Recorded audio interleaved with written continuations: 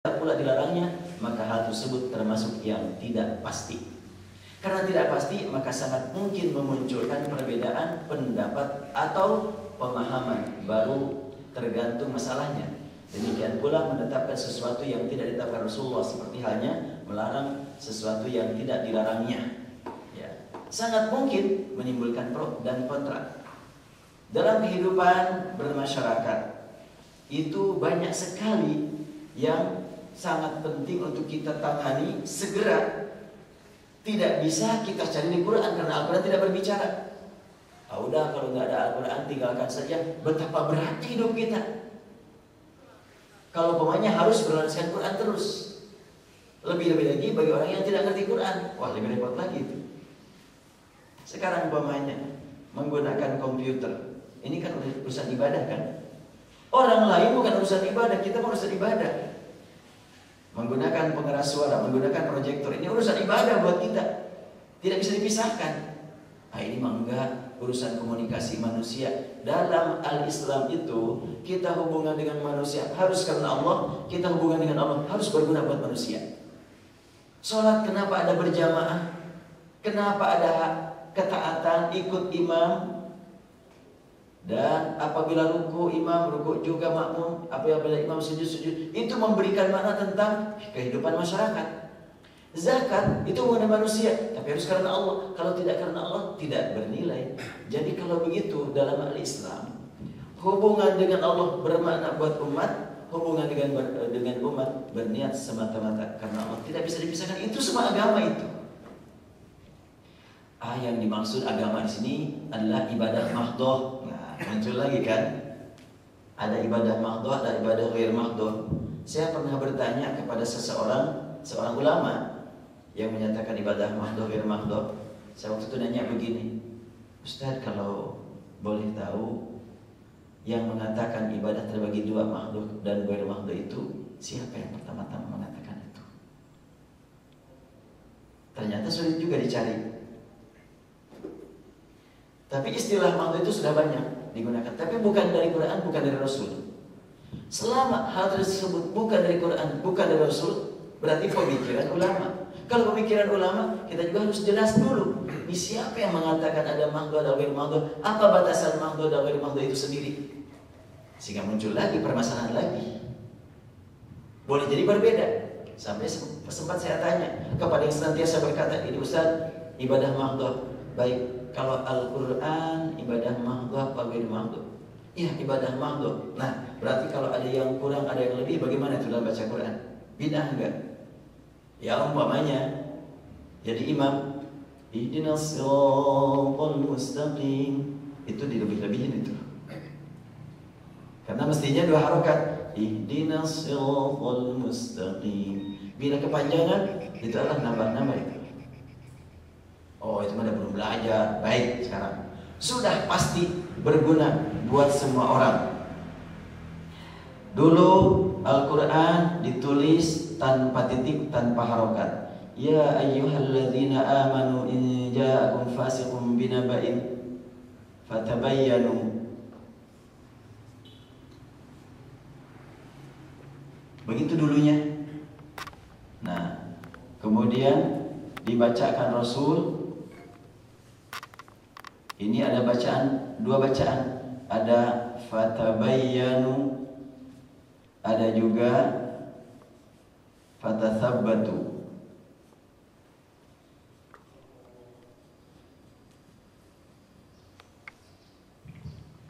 Lalu dikasih harokat, fatabayyanu, ya. Sama harokatnya.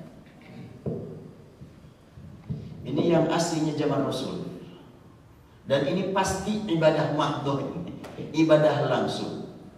Apakah menambah harokat, menambah titik ini bid'ah? Nah, repot juga tuh jawabannya ini. Kan baru kan, tidak ada contoh dari Rasulullah, urusan ibadah ini. Ketika disebut bid'ah, dolalah dong. Ketika disebut dolalah, terus kalau tanpa ini lebih dolalah lagi. Karena gak bisa bacanya juga. Nanti bagaimana cara membacanya? Makanya muncul pemikiran dari para ulama bahwa yang dimaksud dengan kullu bid'atin dhalalah itu ada kata sifat yang tidak disebut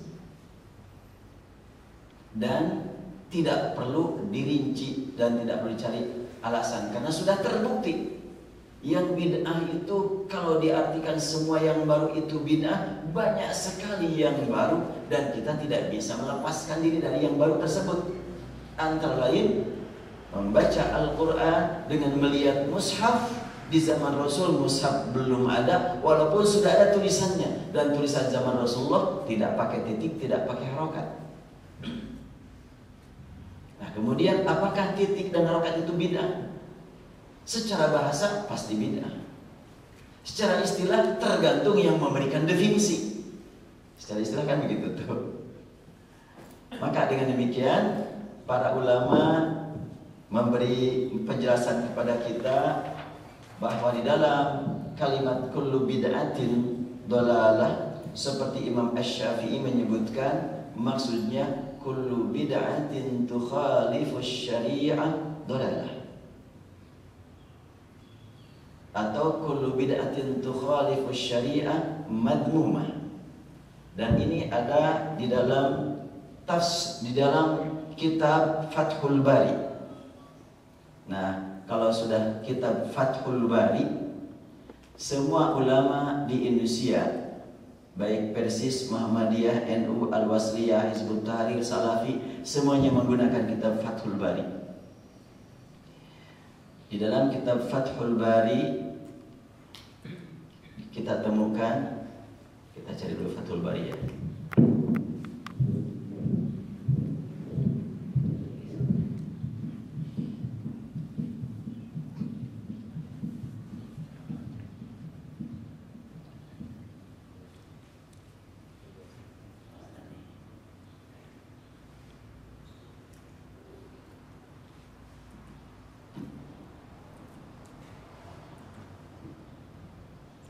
Fathul Bari itu adalah syarah Bukhari.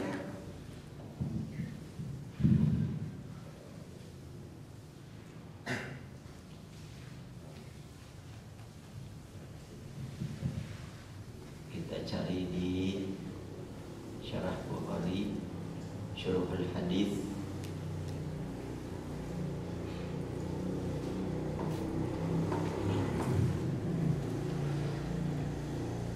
Al-Imam Syafi'i menyatakan bid'ah ada dua, ada yang tercela, ada yang terpuji. Ungkapan ini dikutip oleh kitab Fathul Bari dan juga kitab-kitab yang lainnya banyak sekali. Di sini disebutkan fama wafaqa sunnah fahuwa mahmudun wa ma khalafa sunnah fahuwa madmumun. Bid'ah yang memang menyalahi sunnah tercela. Bid'ah yang tidak menyalahi sunnah itu tidak tercela. Nah, ini kitab Fathul Bari ini. Nah, ini Fathul Bari, diingat ya, jilid 13 halaman 253. Pasti nanti ke rumah dibuka ya kalau ada. Jilid 13 halaman 253. Qala Asy-Syafi'i al-bid'atu bid'atani mahmudun wa madmumah. Fama wafaqa sunnah fahuwa mahmud wa ma khalafa fahuwa madmum. Bid'ah ada dua, ada yang terpuji, ada yang tercela. Yang sesuai dengan sunnah itu terpuji, yang tidak sesuai atau yang menyalahi itu adalah tercela. Terus bagaimana terkait dengan sabda Rasul kullu bid'atin dhalalah? Ini ungkapan ini bertentangan dengan hadis. Kan bisa begitu. Bila ungkapan ulama bertentangan dengan hadis, ambil hadis. Bila hadis bertentangan dengan Al-Quran, ambil Quran.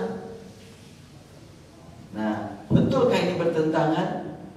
Para ulama menyebutkan begini. Imam Asy-Syafi'i ini orang yang pintarnya luar biasa, yang cerdas sekali dalam memahami Al-Quran. Dalam beberapa penjelasan tentang ungkapan ini, ulama mengambil ayat Al-Quran yang dalam surat Al-Kahfi ada kalimat amma safinatu fakanat limasakina ya'maluna fil bahri fa aradtu an a'yibaha wa kana wara'ahum malikun ya'khudhu kulla safinatin ghasba.